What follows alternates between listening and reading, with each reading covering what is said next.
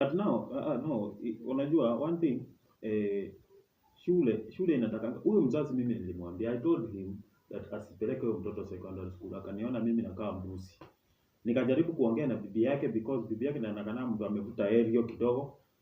Pia yeye nikaona is just beating a goat guitar. So nikaona okay, let them go on with whatever they are planning. Usiniwekee chakula kidogo tafadhali. I'm very hungry, niwekee chakula enough. So nikamwambia okay, do this.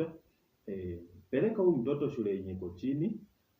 At least background yake agrow. So sahi you see what they are going through.